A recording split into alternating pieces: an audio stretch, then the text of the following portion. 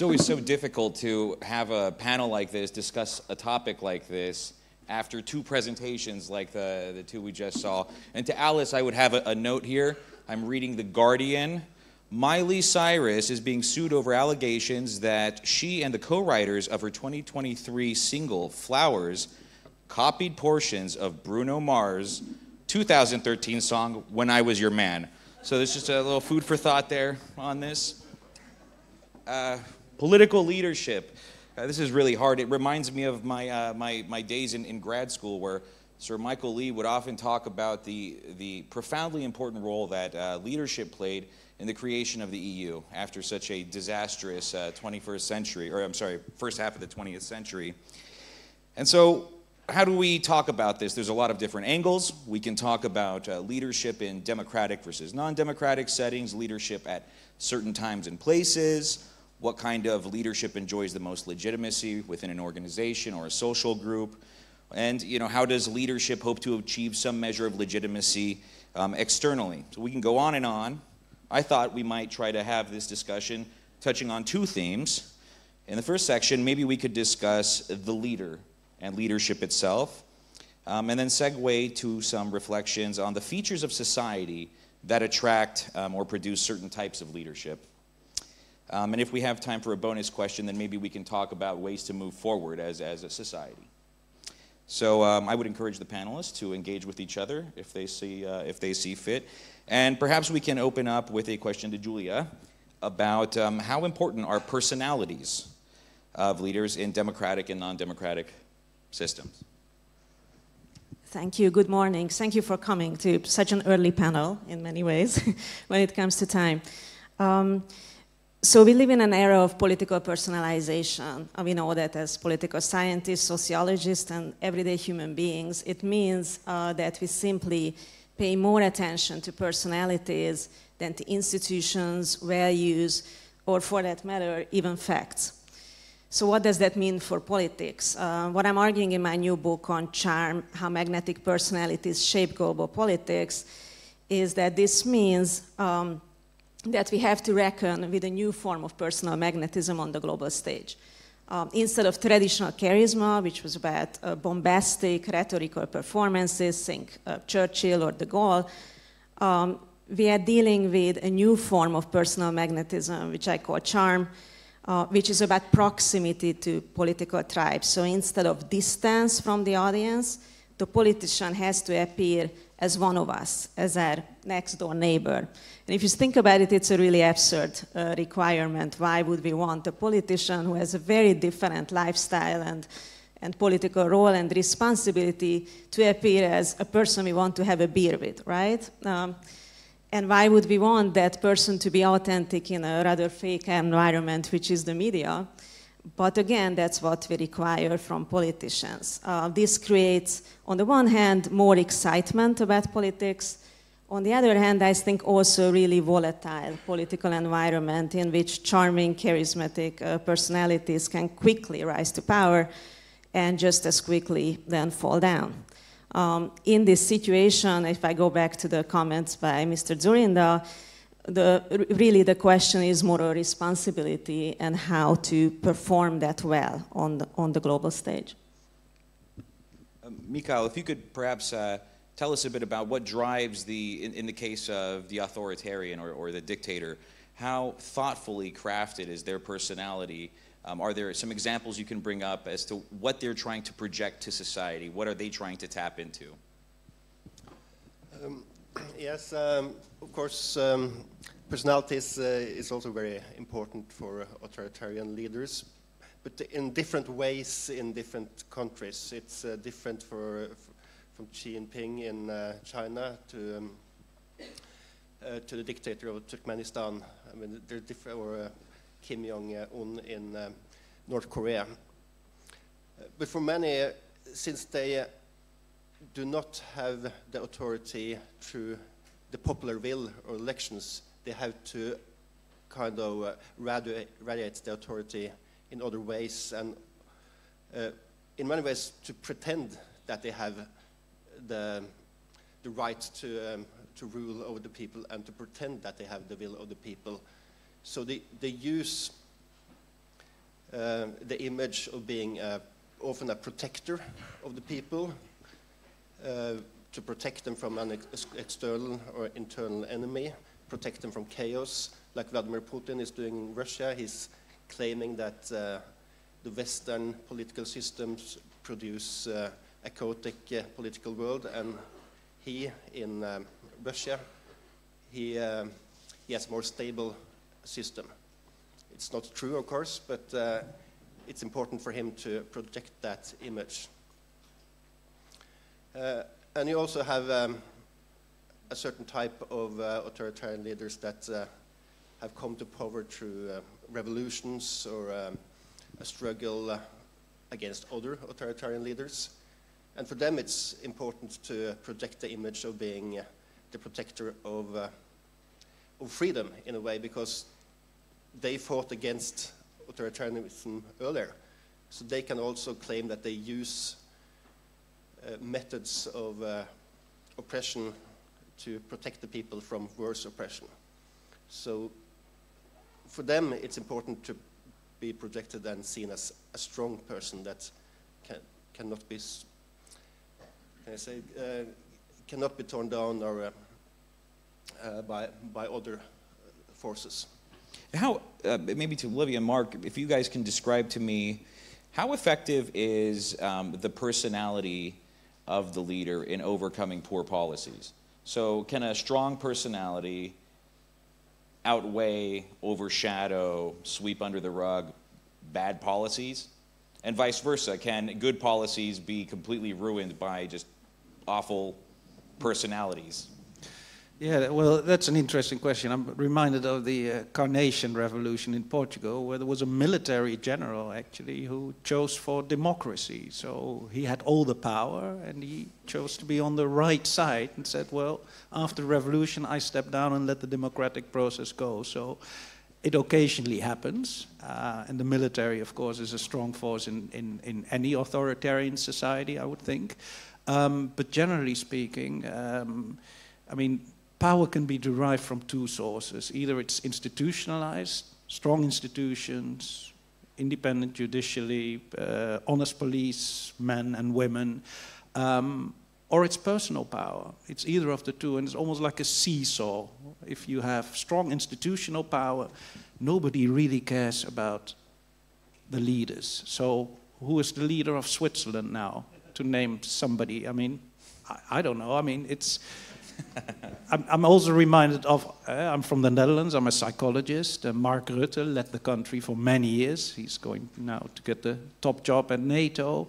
And he was famous for saying, well, if you want me to have a vision, or if you want to have a vision, you should go to Specsavers, to the eye doctor, if you want vision. So personal power, I think, is... emerges in a vacuum where institutional power is not that strong. And personality, of course, matters in various ways. It's about the leadership style. If you have individuals with strong ambition, dominance, narcissism, that will select for a certain kind of leadership style that is more authoritarian. But you also have other factors at work there. And I think one of the factors that we're studying is, and I think that's often ignored also in the speeches here today and yesterday, it's about the followers. It's not about the leader, because the leader can't go anywhere without followers. So we really have to study what the followers' motivations are, what their needs are, what their anxieties and uncertainties are, sure, if we want to really make progress with understanding authoritarian leadership. Levy? I guess... I'm going to challenge, you asked us to talk to each other, I'm going to challenge this a little bit, because I don't think it is the weakness of institutions that produce strong leaders. I believe that the United States has extremely strong institutions of separations of powers, and we still get a highly charismatic and very polarizing and a leader that is very personality-based with Donald Trump, and now he's trying to come back. So it's not just that, but certainly I think the key message here is these charismatic leaders that are authoritarian very polarizing. They try to empty out the institutions. And it is the institutions that are there to protect against these leaders. And of course, these leaders are the ones who change the constitution, the election system, the judiciary. So if you recognize some countries in that, you might be in one of them. So yes, I think that's just the one thing that came to mind. Would you like to respond? Sorry. Actually, I have a comment that brings together the two perspectives there, okay. So thinking through this question of followers or leaders, okay, I agree with you that actually with strong institutions too. I mean, in the United States, if you have watched the debate, it was about personality ultimately, while the institutions were still in place. But at the same time, I think there was a theme throughout the Budapest Forum, as I think through the various panels, and including the keynote just now, which was about listening, a stronger form of listening. Instead of these big words such as populism, authoritarianism, dictatorship, there was a stronger emphasis even in the mayor's speech at the beginning, Mayor Karácsony, saying, let's win hearts and minds. Let's listen to actual concerns of voters and respond back to that, and that's how we will beat populism ultimately, instead of demonizing. And that's the discourse we see in the United States. If you think of the switch from speaking of former President Trump as a threat, simply speaking of him as weird, right? It's a different kind of framing, much more loose and less kind of rigid in vocabulary. So that could be a meeting point, I think, of the 2 points, right? That so leaders are still important even when there are strong institutions. But whether they are successful, whether they are charismatic, charming, and so on, depends on the audience, ultimately, right? Yeah, no, I fully agree. And you have to understand the audience. And I think it was alluded to in the speech of the former Prime Minister of Slovakia.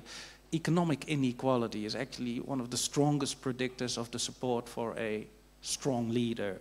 And a strong leader, as defined in the World Value Survey, you may know this, one of the questions is, would you like a strong leader who doesn't care about parliament or elections? Mm-hmm. Now that has gone up over the last 30 years tremendously, especially in democratic societies. So there is this need for a strong leader, and I think all the studies suggest to me that it's driven by socio-economic changes, including specifically economic inequality. And why economic inequality? Because the haves want to protect what they have, so they think an authoritarian leader might make them keep their possessions. And of course there is a whole group of have-nots who want to have more but can't get it, and so they also put their trust in an authoritarian leader. So if we see this trend, we see that, for instance, in this survey, this uptick in a desire for a strong leader to come in. We don't really care how, just get it done. To me, as a journalist, one of the things that always fascinated me was how the authoritarian wraps his authoritarianism in this democratic veneer, right? There was always this desire to have its legitimacy derived from, we are doing this to advance democracy. This is actually the manifestation of a true democracy. And if we're seeing that people are now saying, look, we don't really care about this, we just want somebody to come in and clean up the mess, does this mean we may be seeing a, well, I mean, I guess it kind of speaks for itself, but a more overt rejection of democracy? Well, is democracy the goal, or is individual ambition, prosperity, and whatever? These are also very important needs that need to be considered. And ultimately, I'm an evolutionary psychologist, so I look at humans as basically still hunter-gatherers who try to find their way in society. Most people want to be left alone. They want to be autonomous. They want to have chances in life, take the chances and whatever. And democracy is probably the best way to get there, but it's a means to an end. I don't know. I'm very skeptical. I have some research coming out about this recently. So if you look at the World Values Survey came up. If you look at in the United States, that's what we looked at.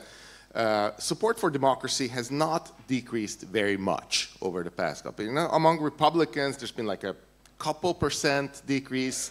If you just ask them, do you want democracy? The problem is that if you go to the specifics and you ask if the president can ignore Congress? Can the president ignore the courts? Can the president go and jail journalists? Can the president beat up protesters? Once you go to the specific questions, then support for democracy very quickly diminishes. So if you ask people, do you support democracy? The answer is yes. If you ask them, can the president jail journalists and beat up protesters? They are likely to say yes. And this is a topic that gotten a lot of interest lately with the election of Donald Trump. Everybody freaked out about, oh my goodness, this is democracy is deteriorating and dying. But my research shows that this is not a Donald Trump effect. It is to some extent, but it is also an incumbent effect. Like under Obama, Democrats supported Obama ignoring Congress a lot more than under Donald Trump. And under Bush, it was Republicans who supported ignoring Congress. So this is maybe a little bit more universal. I mean, we started caring about this right now. We started studying this right now. And lo and behold, we find that Trump supporters under the Trump administration don't support democracy on these more nuanced dimensions. But if we can go back in time, and the only reason we could go back in time is because we found a survey that studies Latin America where such questions are very prevalent and important, and they happen to include the United States, which people are like, why are you even asking these questions? Turns out it's important. So if we take this idea here that if we were to do a survey here among the audience and say, do you guys all support democracy? And everybody's like, yeah. And then we start getting down into the nitty-gritty specific policy questions. We see, okay, now there's some deviation from this kind of more democracy. I don't presume this about everybody here. I'm just as an idea. We see how the authoritarian, the populist, their desire might be here to drive polarization on that specific issue. That's the objective. Not to talk about democracy at large, but to create wedge issues, to focus in on wedge issues that steer the conversation away from democracy itself. So my question to you all would be this. How much of a buzzword is polarization? How bad is it, really, in democracies? Is it organic? Is it manufactured? And what's the best way to deal with this? Well, I mean, in psychology, we study polarization, group polarization, and one of the phenomena that we see is that if there is conflict between groups, then groups on both sides polarize. And the way it works is like this. You have what I think Alice Evans called cultural entrepreneurs, who sort of shift the group towards a more extreme position, because by being seen as the sort of ideal group member, they want to be they become more extreme, and as a result they take the whole group towards a more extreme version. So this risky shift phenomenon you see, and it's particularly when there is competition or conflict between groups, you see that emerging. So I think group polarization is a real thing. It's happening as we speak. I mean, you can point at the social media, etc. But I mean, I would like to focus on, again, the followers. What are they? What do they want? What are their frustrations? What are their anxieties? And if we focus on that, I think we might get to some sort of solution to the problem of group polarization. I would add that anybody in the audience who had to endure a dinner with extended family knows that polarization exists, right? And Ben would know that in the New York Times before Thanksgiving, I love those articles. For weeks, there is article after article on how to handle your uncle who will come to Thanksgiving and tell all those stuff that you don't want to hear.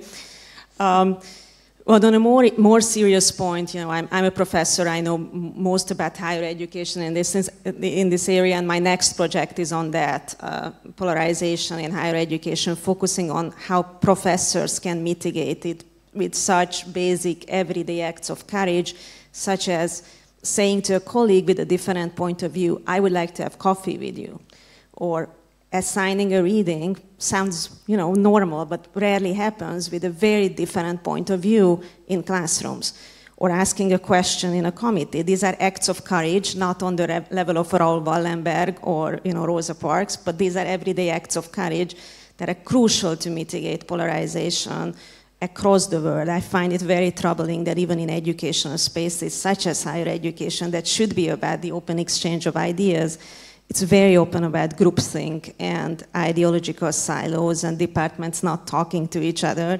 So I'm thinking of mini-grants, bringing together professors with different point of views, various kind of direct interventions on that. But I think it's a very real issue, and for anybody who cares not only about democracy, but about human beings, you know, getting along and building a better world, should care about polarization and I think experiences polarization. Can I just say that what really would help in what you're describing is if our departments actually had diversity of views. Like I understand that sitting down with a colleague who thinks differently might be very difficult in certain universities, and CU is unfortunately one of them, and the New School is also unfortunately one of them. So this would be very difficult. But let me get back. I mean, you asked, what are we going to do about polarization, or is there polarization? Yes, there is. Anybody who went to Thanksgiving, yes, Thanksgiving. But what are we going to do about it? Because research also has shown that the most responsible party for polarization is us, is liberals, because we hate the radical right. And we absolutely hate the radical right. And there's a lot to dislike there, I'll give you that, but we are one of the main drivers of this polarization. And we just had a conference here a couple weeks ago, and one of the shocks for me was that, you know, if you go from the U.S. perspective, I'm Hungarian, but if you look at things, I study the U.S. If you look at things from the U.S. perspective, there's kind of a consensus that polarization is bad. It's something we want to decrease. There's efforts in decreasing. You just described some of these efforts. So there seems to be a consensus about this. Unfortunately, this is not the case in Europe. We were in a room full of European scholars, and we were talking about, well, how should we decrease polarization and all that. Well, why do you want to decrease polarization?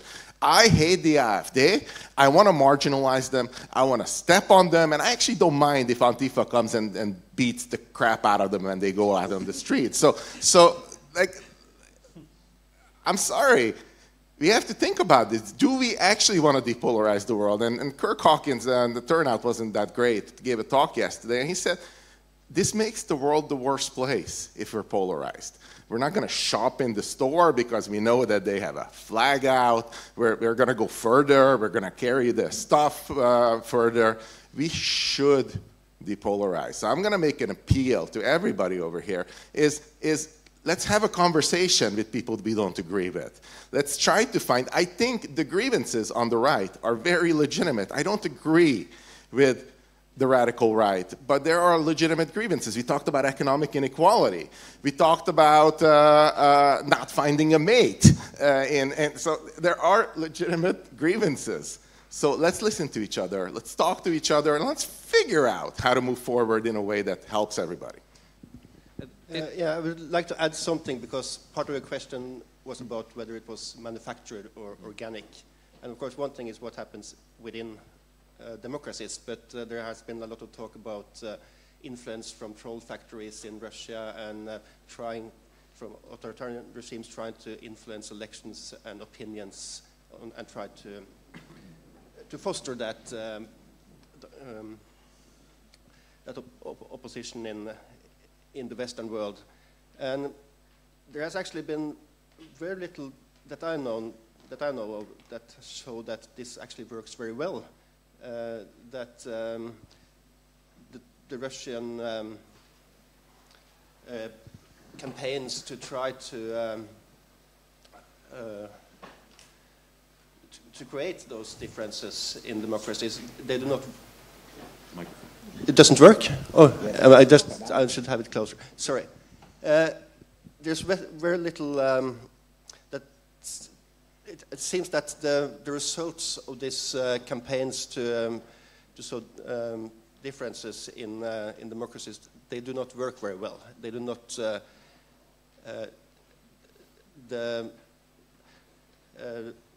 When they try to influence elections in the US or in Western Europe, they do not have very much effect. So I think it's more organic or natural than it is manufactured, at least from the outside. Sure. Well, if I may add to that, I think we make two kinds of intellectual mistakes when we're thinking about polarization. The one is, as my neighbor says, it is as bad on the liberal side as it is on the conservative side. They just demonize different groups in society. So the liberals have extreme views about wealthy people, for example. The conservatives have very negative views about migrants, for example. And research shows that these forces are about equally strong.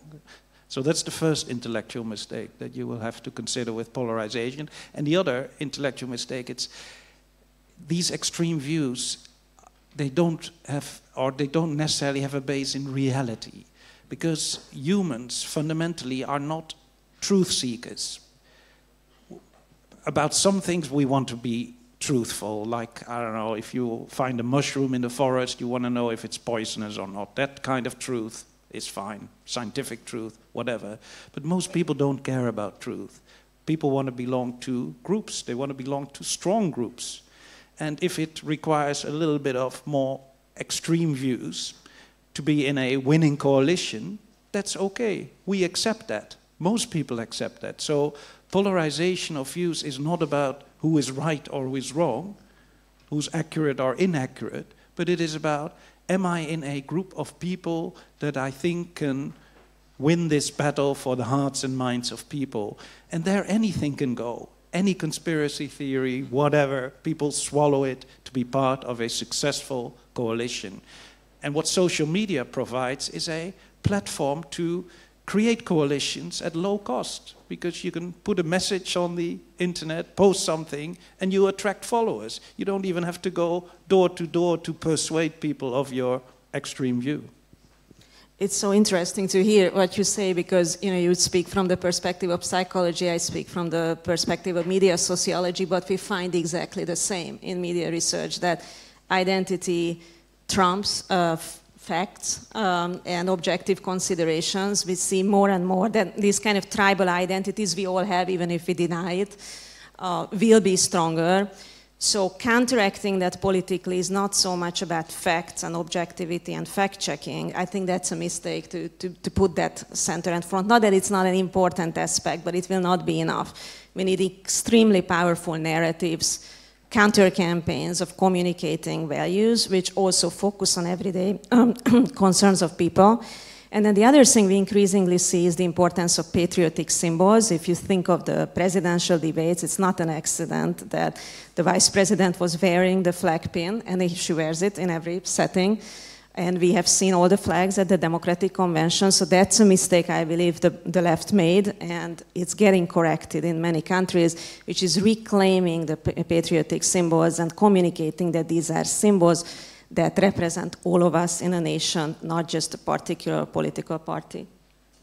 All of this is absolutely fascinating to me as somebody who does not have incredibly hard positions on pretty much anything. I realize now that as I get older, that there is an expectation towards me to have an opinion on something. And I'm seen as being awkward where people come to me with these divisive issues, and I'm like, I don't know. Like, I've never thought about it. I never read anything. Like, and that's not the hill that I'm going to die on, but it's as though there is this expectation that you do die on that hill. I would notice, though, and please correct me if I'm wrong in the audience, we'd like to open up to you in a moment here. Well, we've heard of liberals. We've heard of the far right. We haven't heard of the left in this conversation. And, maybe we can get some questions from the audience to open that up. Would anybody have any questions generally on the topic? We have a hand in the back there. Just wait for the mic for the interpreters, please. If we could have the questions be brief, please. We're kind of pressed with time here.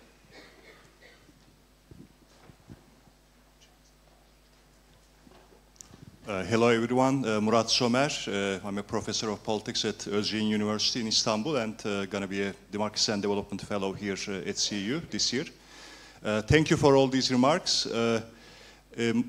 You mostly portrayed strong leadership in a negative light, as a means of authoritarianism, maybe populism, etc.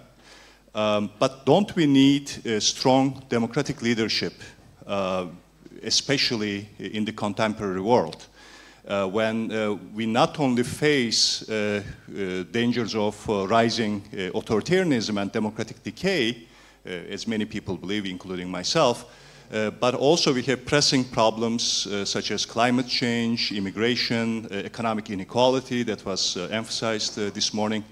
These are difficult issues that need strong coalitions, but also strong political leverage, political power, political mobilization, because it's also not, I work on polarization, and it's also not surprising that these are polarizing issues. Actually, we should have strong opinions on a lot of issues, because there are many difficult choices that we need to make in the contemporary world in order to secure our future. So what about Roosevelt? What about Kennedy? And you mentioned left.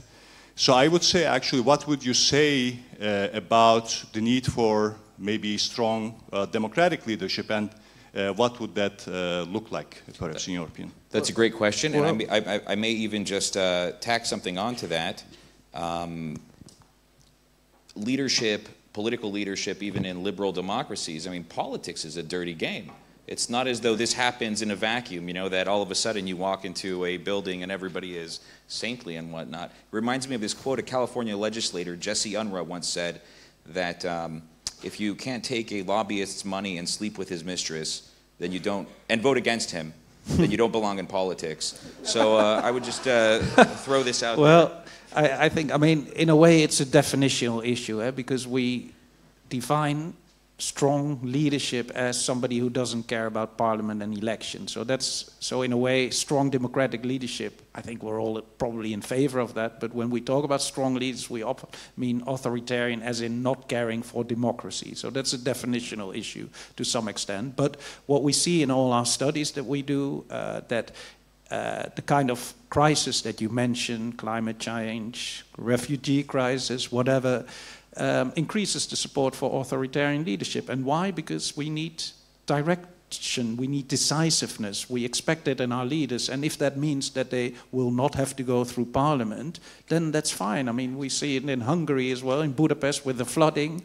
It's the sort of leaders who put on their boots and put the sandbags out, and so, and what these kind of leaders then do is perpetuate the crisis, because they find all kinds of ways to put a narrative down for we're in a perpetual crisis. So are they really crisis? Climate change a crisis? Is it, I mean, it's a long-term problem, of course.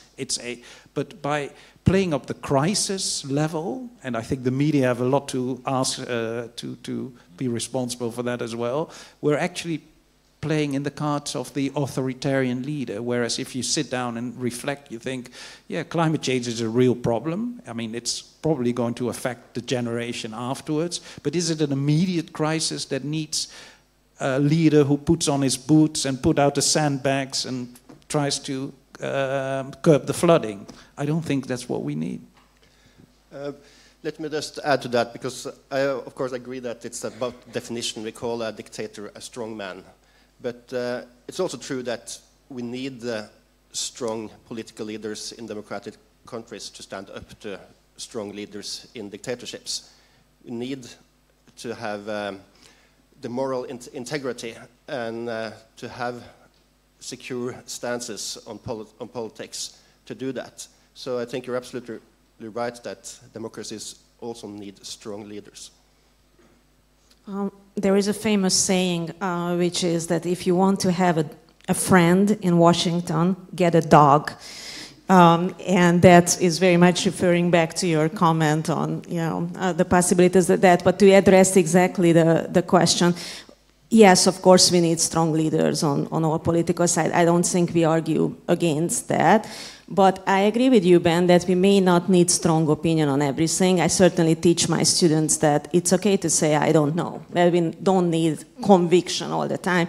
And I think that was a mistake to train them in a way that it always has to be some kind of firm decision right there without having the context, without having a background on every issue. This segues with the very important question that was asked, but You know, we talk about leadership here. We talked about it in kind of the more authoritarian, non-democratic sense, and then we had this question about leadership in the democratic sense. Why is it bad to have a bad leader? One of the things we kind of missed here was in the non-democratic settings, the people who are trying to champion the democratic processes, who are pushing back against the authoritarians. The caliber of leadership that requires, the caliber of character that requires is immense.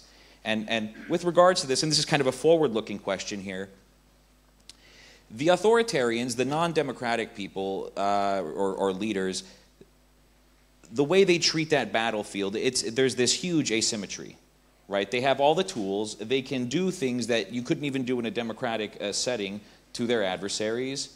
And on the flip side, the people who are trying to champion a more democratic process have even less tools. The costs they pay are so much more important.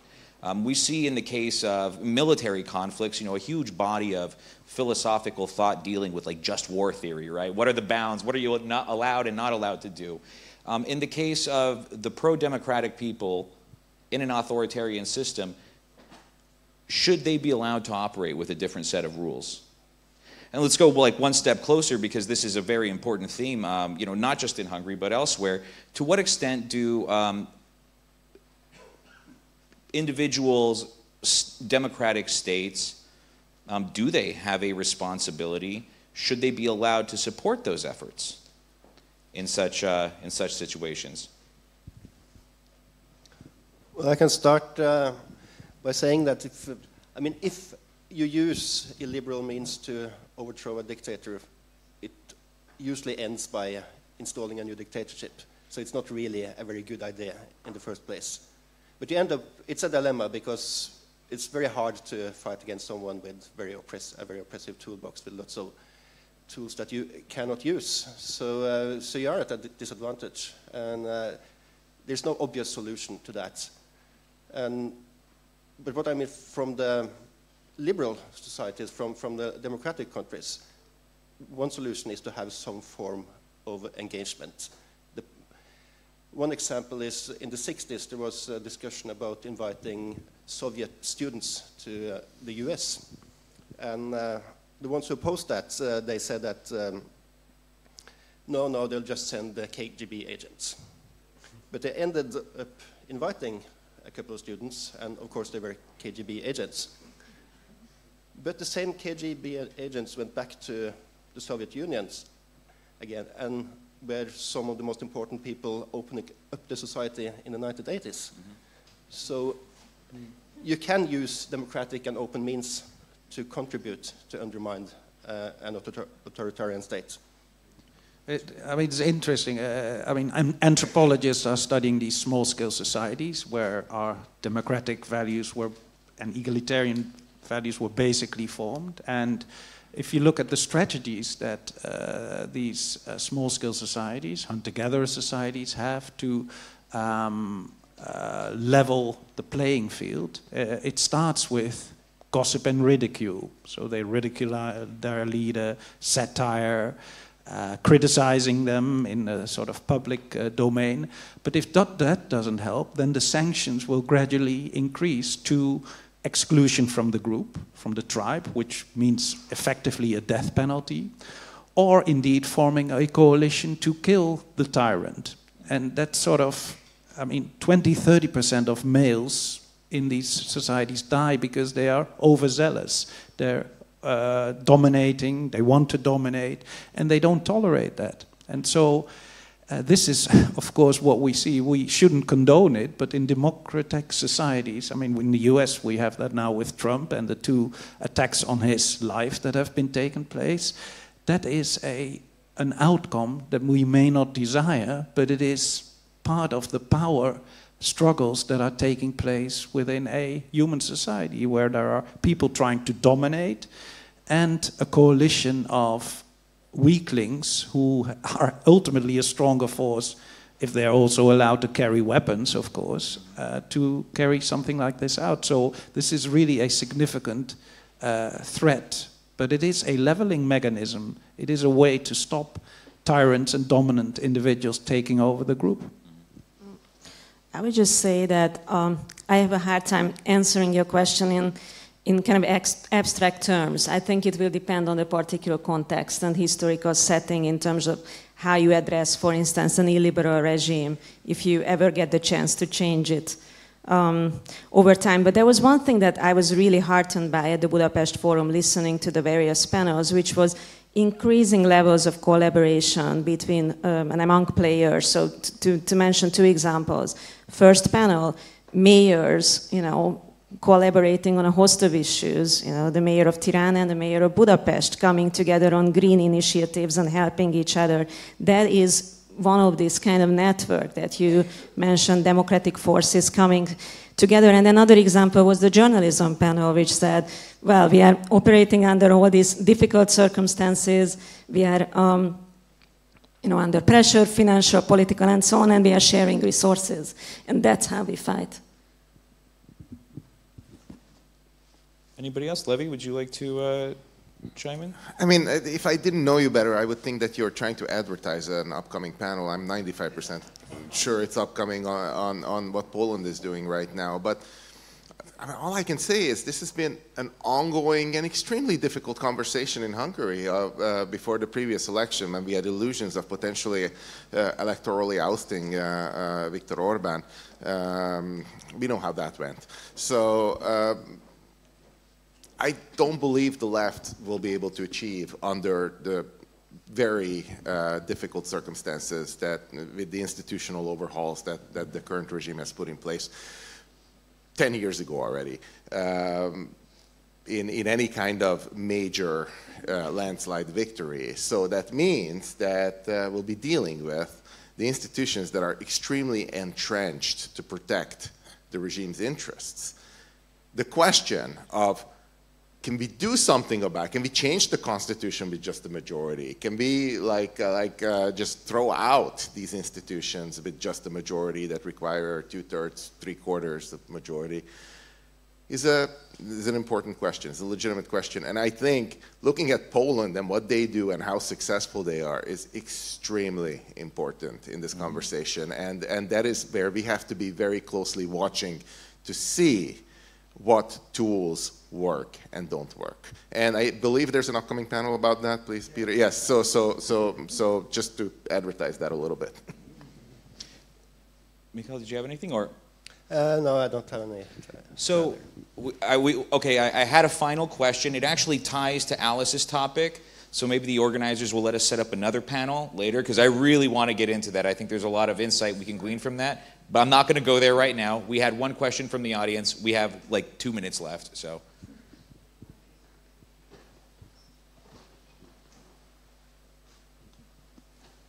I'm Esther, I'm a local politician here, so I loved your comments about politicians, how they should behave. I wanted to comment on that I don't, I don't think, I'm on a district level, so I'm not on a high level. I wanted to comment on that I don't think this hate can be symmetrically looked at, because in Hungary in 2002, it was Orban who started this extreme polarization, and actually the extreme right taps into this polarization. So there are very different interests, and I think from the AfD, most democratic-minded liberal people are rather afraid of than hate them. So hate is in itself rather on the other side, and sorry to say that it's not. I also, you know what I want to say. So because you were talking that it's a symmetric thing, we hate conservatives in the U.S. I didn't say that. I didn't. Oh, That's no, all no, Levy. not you, That was not you. all him. I know, not you personally, but there was this dichotomy in this. So I think it's there is one side that capitalize on it, and the other side who tries to outbalance it. Thank you.